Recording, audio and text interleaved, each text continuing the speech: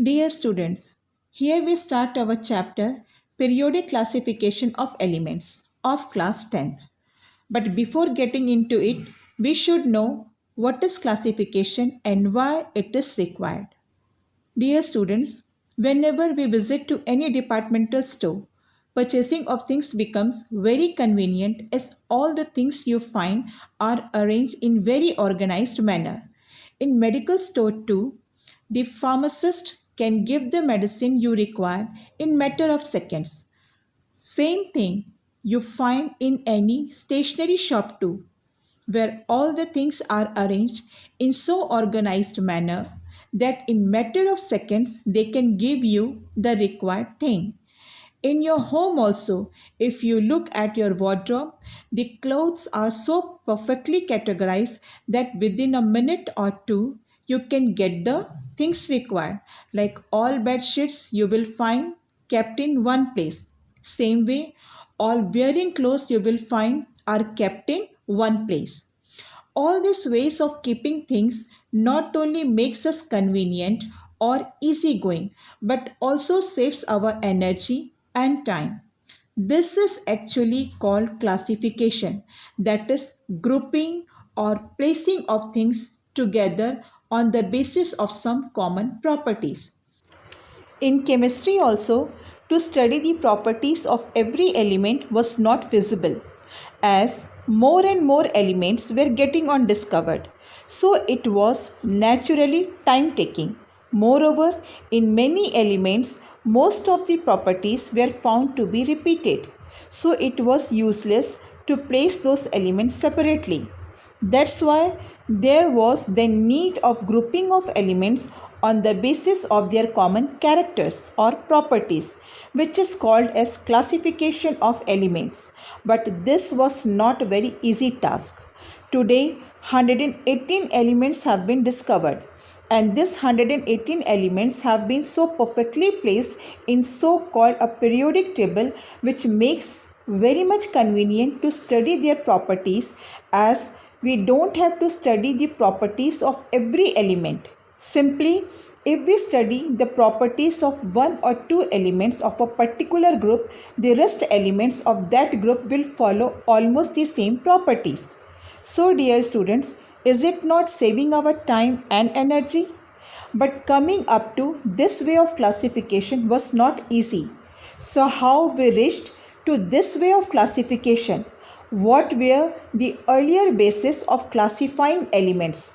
All we will see in this chapter. So let us see some of the methods of classification of elements and the basis of their classification.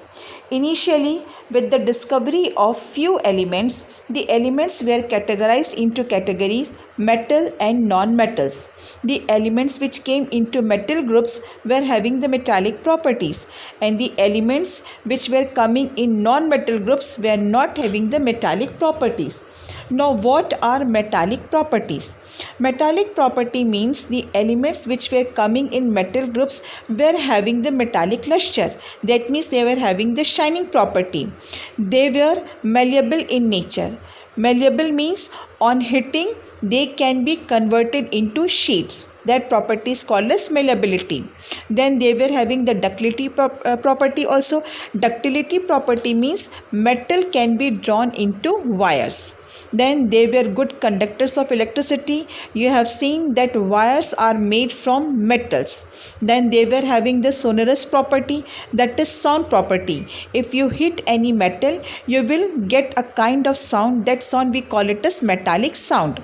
Then metals were mostly found at solid condition at room temperature, and all these properties were not followed by the elements which were coming in non-metals category. So a brief look of metallic and non-metallic properties here you can see. Further, with the discovery of certain elements like boron, silicon, it became difficult where to place such elements, as these elements shared some of the properties with metal groups and some of the properties with non-metals.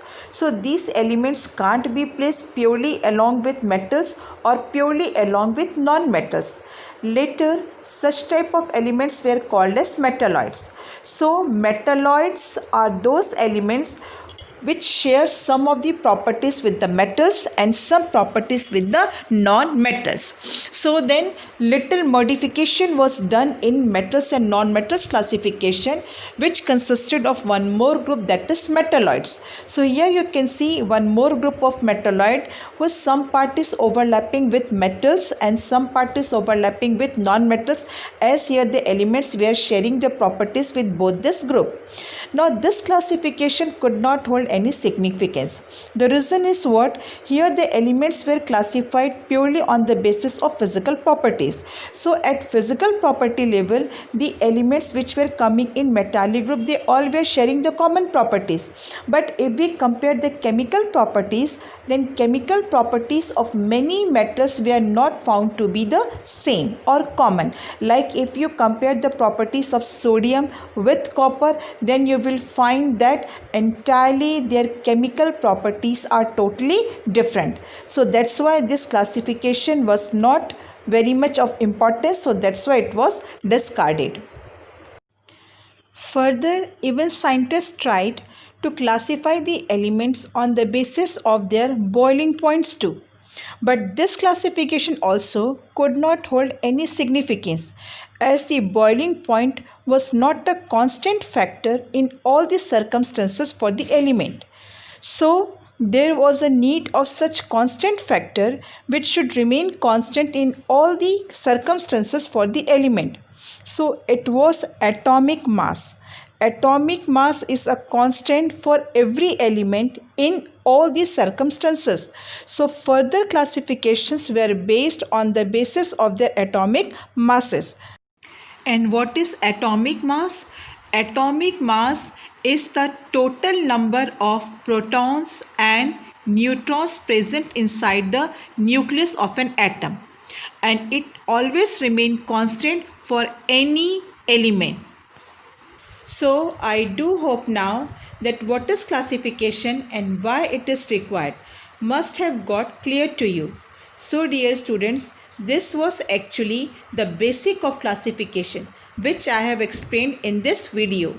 In my next video, you will come to know that how elements were classified on basis of their atomic masses.